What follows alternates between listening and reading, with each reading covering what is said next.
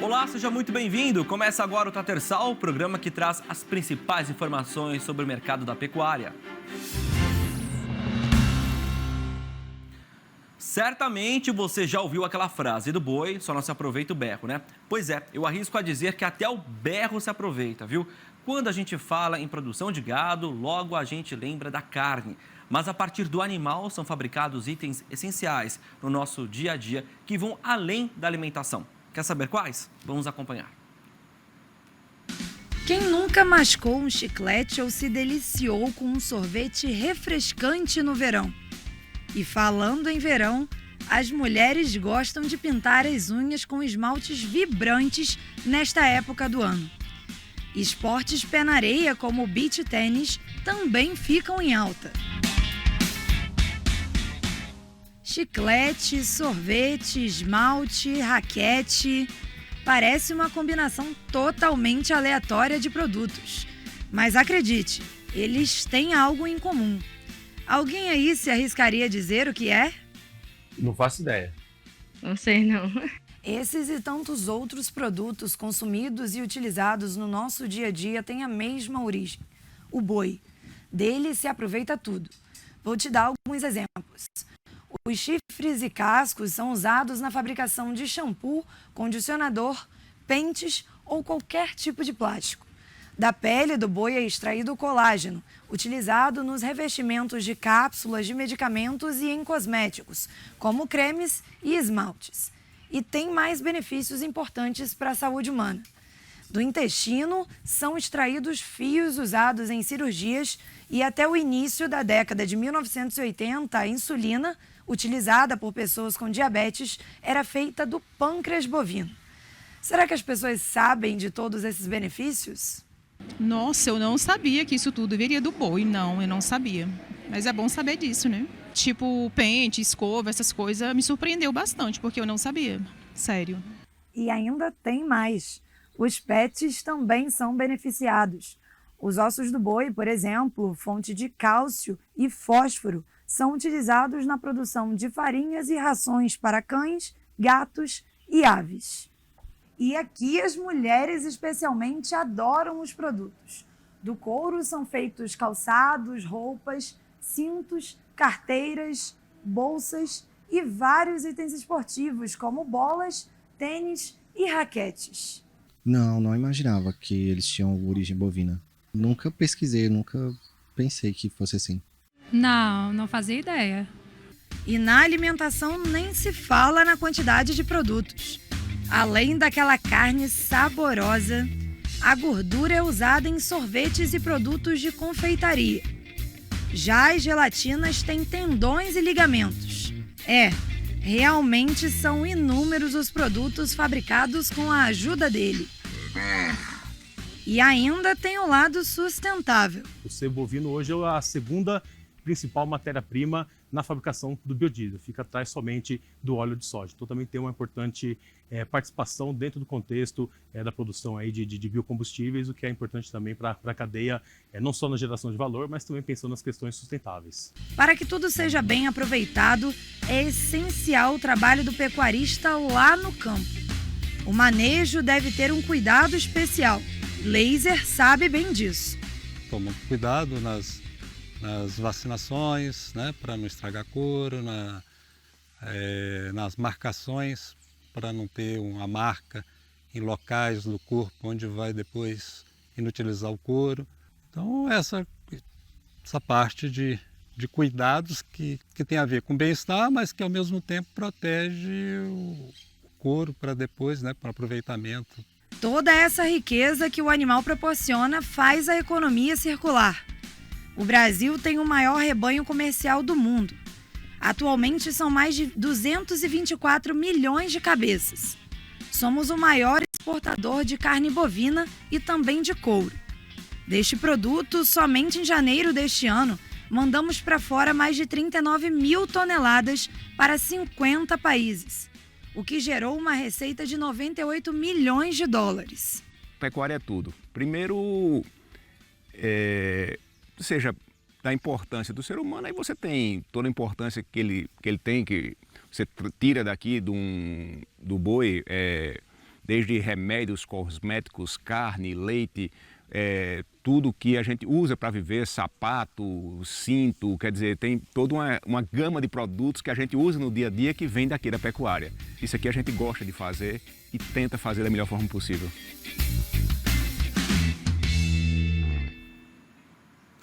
A raça Girolando tem muitas qualidades. Em uma década já foi possível comprovar, por exemplo, a grande tolerância dos bovinos ao estresse térmico e às mudanças climáticas. Características que trouxeram, com o passar do tempo, mais um bom resultado: a redução na emissão de gases de efeito estufa e a maior produção leiteira. Nos últimos 20 anos, houve um aumento de 60% na produção média desses animais. E, ao mesmo tempo em que houve o aumento de produção de leite, houve uma queda na intensidade de emissão de metano, né, de gases do efeito estufa. Isso mostra que o gado girolando ele se tornou altamente produtivo e, ao mesmo tempo, eficiente e responsável ambientalmente. O agro brasileiro ele é transformado, né, de uma maneira muito ruim, né, são divulgadas coisas muito ruins a respeito do agro brasileiro, principalmente em torno da pecuária, da emissão desses gases pelos bovinos. E o nosso país, como é realmente eminentemente agropecuário, com suporte da agricultura muito importante, tá? A gente já está conseguindo mudar esse quadro, mostrando que, na verdade, por meio do melhoramento genético, podemos ter animais mais eficientes, animais de mais alta produção de leite e que sejam, como eu disse anteriormente, responsáveis do ponto de vista ambiental. A pecuária de leite ela é responsável por um percentual significativo do PIB, né? É responsável por mais de 4 milhões de empregos diretos e indiretos dentro da cadeia, e o Girolando ele é responsável por 80% do leite produzido no Brasil. Essa raça é extremamente importante, né? Nós costumamos dizer que o girolando, o gado girolando, que é, como você disse, eminentemente brasileiro, é a vaca do futuro. É um animal de alta produção que pode gerar riqueza para o país, ele pode, significativos os lucros dados ao produtor quando ele usa esse animal, e esse é um animal ambientalmente responsável. A sua eficiência ela vem do ponto de vista alimentar, né? É um animal que usa melhor a comida que é fornecida a ele, produz menos dejetos e lança menos dejetos no meio ambiente e também menos gases. É importante dizer que a Embrapa e a Associação do Girolando juntas já estão há mais de 30 anos trabalhando com essa raça e há ainda mais, haverá a curto prazo ainda maiores e melhores resultados para essa raça. Perfeito, vamos então para o nosso primeiro intervalo e já voltamos com outras informações aqui no Terra Viva. Continue com a gente no Terra Viva, 18 anos, trazendo agroinformação para todo mundo, aqui também no Tatersal. Já estamos de volta com o Tatersal. Para você que está chegando agora, seja sempre muito bem-vindo. A Assembleia Legislativa do Estado de São Paulo celebrou os 50 anos da Embrapa em sessão solene. A homenagem contou com a participação de importantes lideranças do setor. A homenagem da Assembleia Legislativa do Estado de São Paulo aos 50 anos da Empresa Brasileira de Pesquisa Agropecuária foi proposta pelo deputado Itamar Borges, presidente da Comissão de Agricultura e da Frente do Agronegócio Paulista, que destacou a importância da entidade para o desenvolvimento do agro em São Paulo. A Assembleia Legislativa, ao propor esse reconhecimento, ela está reconhecendo e, ao mesmo tempo, mostrando a importância para que tanto o governo federal dê as condições e o suporte para que a Embrapa possa continuar avançando e evoluindo, como o governo do estado com relação à pesquisa e aos institutos de pesquisa. Eu costumo dizer e repito, o agro é o que é, está como está, chegou onde chegou, graças à ciência, à inovação, à pesquisa. E aí a Embrapa tem tido um papel importante. Muitas foram as contribuições da Embrapa ao longo desses 50 anos. Para lideranças do setor, ela foi a responsável por transformar o agronegócio brasileiro na potência que ele é hoje. A Embrapa é uma das grandes responsáveis pela transformação profunda que teve o agro. E o agro fez com que o Brasil mudasse sua posição no mundo, de importador de alimentos a exportador de alimentos. Mas não é só isso. Nós conseguimos quadruplicar 400% a mais da produção agropecuária, expandindo em apenas 40% a área de plantio. Que mágica é essa? Como é que você consegue produzir 4 vezes mais, crescendo só 40% da área? Produtividade, inovação, genética, isso tem a ver com a Embrapa. Viabilizar soluções de pesquisa, desenvolvimento e inovação para a sustentabilidade da agricultura em benefício da sociedade brasileira. Essa é a missão da Embrapa, que completa meio século de contribuições com um olhar atento ao futuro. Trazer métricas, indicadores, dados oficiais, né, do nosso país, né, mostrando que a nossa agropecuária é sustentável, precisamos trabalhar em cima disso, nessa questão da inclusão produtiva rural e essa questão também de aproveitar, né, a pastagem, esses 100 milhões, né, de áreas degradadas, de pastagem degradadas, que a gente pode utilizar isso para expandir nossa agropecuária brasileira. Daqui para frente, o agro não vai mais existir se a gente não tratar ele com sustentabilidade. Então, sustentabilidade realmente já tem que vir linkado ao agro. Então, olhar como que a gente vai trabalhar isso, como a gente tem trabalhado até aqui e como que a gente vai fazer essa projeção para o futuro. Nós precisamos trabalhar bastante ainda nessa parte de sustentabilidade, nessa parte de conexão do agro com o meio ambiente. A entidade foi criada com um desafio constante de garantir posição de destaque no mercado internacional de alimentos, fibras e energia. E parte deste resultado já é visto por especialistas do setor quando o assunto é a segurança alimentar. É o resultado do trabalho dela, né? Um resultado espetacular.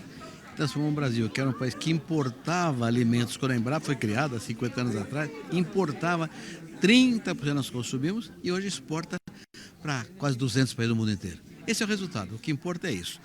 A ciência gerada pela Embrapa criou uma agricultura sustentável, competitiva e eficiente, que faz do Brasil o campeão mundial da segurança alimentar.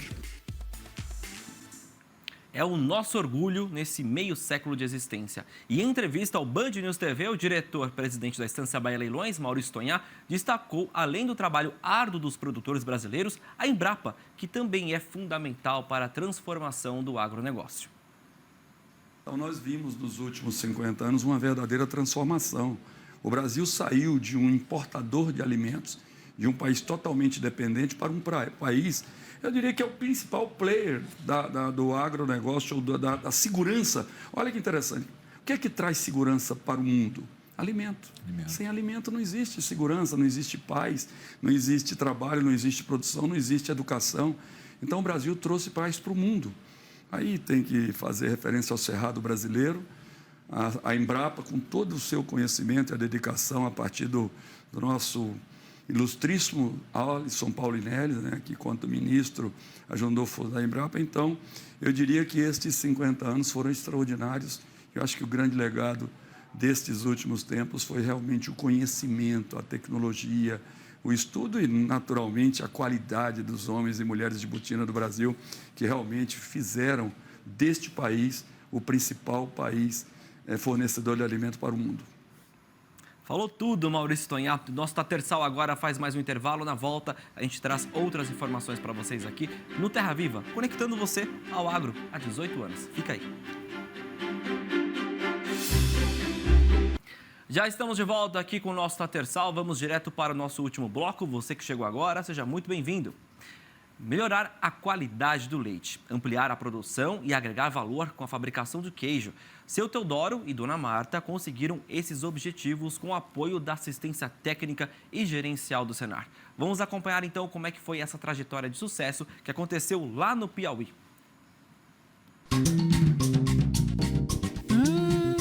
Queijo coalho é a cara do Nordeste, né?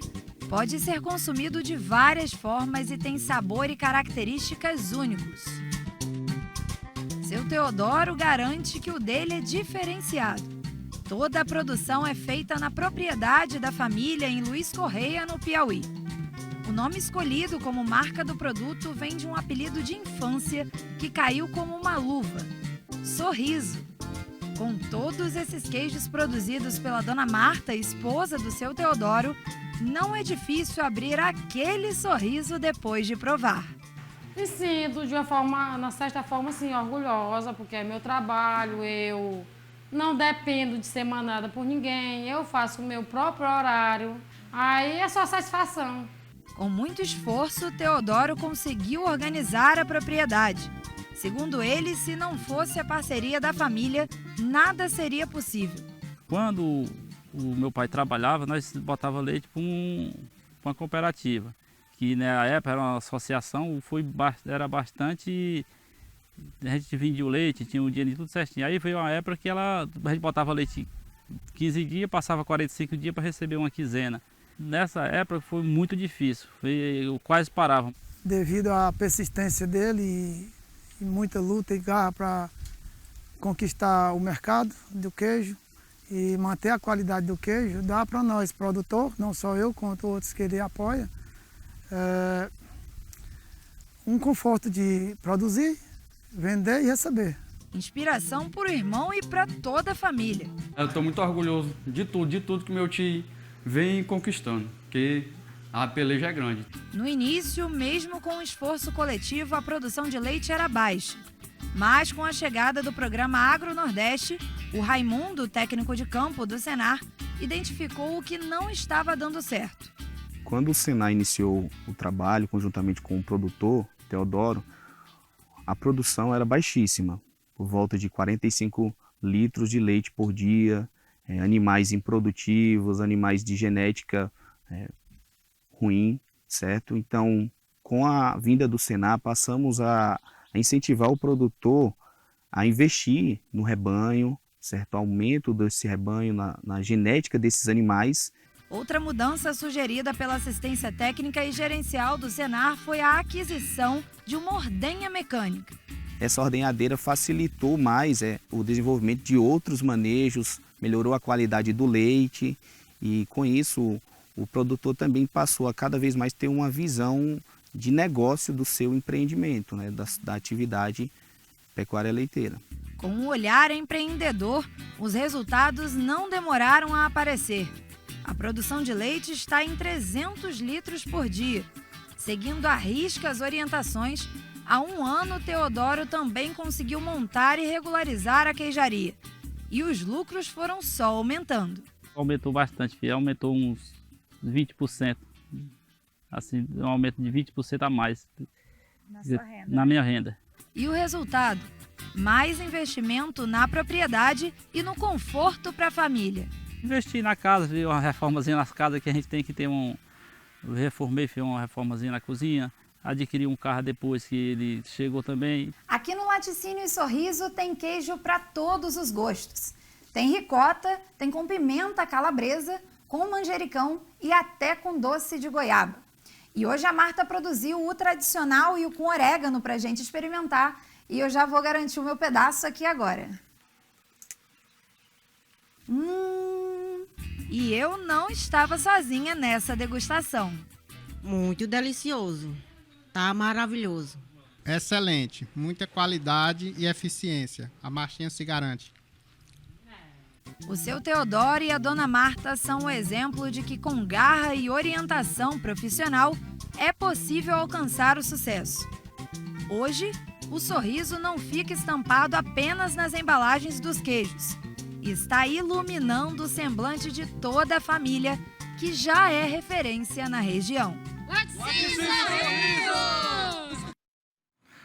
Um alimento que é a cara de Minas Gerais é o doce de leite, que também já conquistou admiradores por todo o país. Versátil, pode ser consumido puro ou com aquele queijinho, com frutas, biscoitos, bolos e muitas outras delícias. Tem até quem ame colocar no pão de queijo. Para muita gente, depois do almoço vem aquela vontade de comer um docinho. E um pote de doce de leite é sempre bem-vindo. Se tem uma sobremesa que mexe com o coração do mineiro, é o doce de leite. O produto de simples fabricação tem cremosidade, é adocicado na medida e tem sabor único. Aqui em Viçosa, cidade conhecida pelo doce, não há produto que tenha maior aceitação entre os clientes. Sempre que possível, eu passo aqui e pego doce de leite para levar para casa, para a família, né? E alguns amigos pedem, aí a gente leva. E você considera que o doce de leite é a sobremesa favorita do mineiro? Com certeza, né? Doce de leite Viçosa é o melhor. O doce de leite Viçosa foi eleito por 10 vezes o melhor do Brasil pelo Concurso Nacional de Produtos Lácteos. Todo esse reconhecimento é fruto de muita pesquisa da Universidade Federal de Viçosa em parceria com a Fundação Arthur Bernardes, uma instituição sem fins lucrativos criada em 1979 pela própria universidade. Esse doce surgiu dentro de uma sala de aula da universidade, no curso ligado a tecnologias e engenharia de alimentos, e como mais uma das aulas práticas que a universidade dava para a formação profissional desses alunos. 180 produtores de leite da região são os principais fornecedores da matéria-prima para a fábrica. 20 mil litros de leite são processados por dia. O leite é acompanhado desde que sai da teta da vaca, lá no sítio de cada um, vem para cá. Você tem produtores de tamanhos diferentes, né? Os pecuaristas de tamanhos diferentes, mas a maioria é de pequeno porte mesmo, que é o típico produtor de leite mineiro. E aí, chegando aqui, ele recebe toda a higienização do caminhão e inicia um processo de pasteurização após colocar todo o leite no silo. Então, aí em diante, o leite é por vias mecânicas e eletrônicas, né, para poder ser produzido nas linhas de frio e na linha principal do doce de leite. E qual seria o segredo para esse sabor todo especial?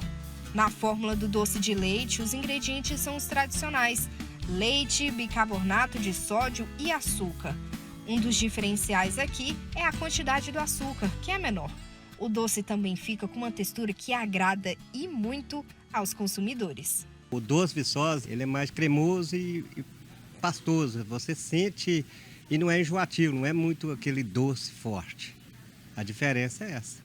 Há mais de 40 anos, o processo de produção segue um padrão diferenciado de qualidade. Prezamos por um leite de muita qualidade e insumos também de muita qualidade. O nosso açúcar ele é inspecionado no recebimento para que a gente possa garantir, né, que o insumo utilizado ele vai atender às nossas características finais.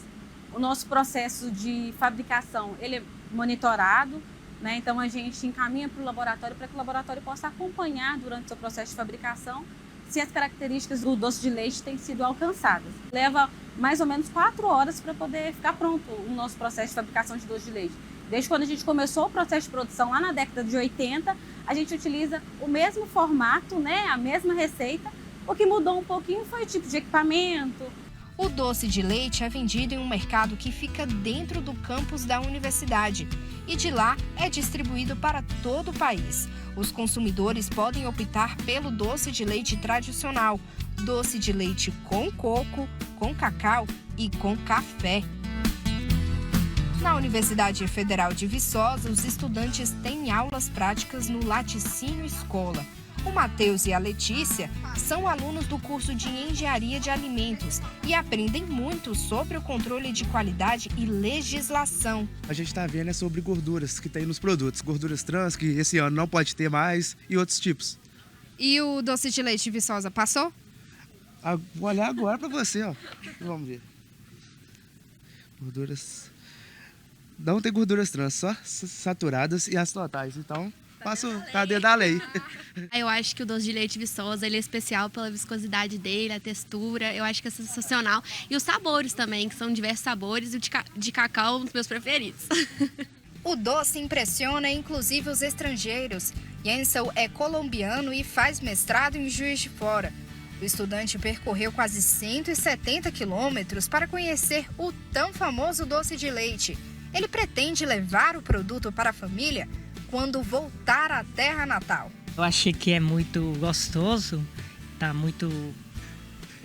não tem assim muito doce, é um doce bem gostoso mesmo, não é assim tão doce e é muito agradável assim para a língua, para esse sabor.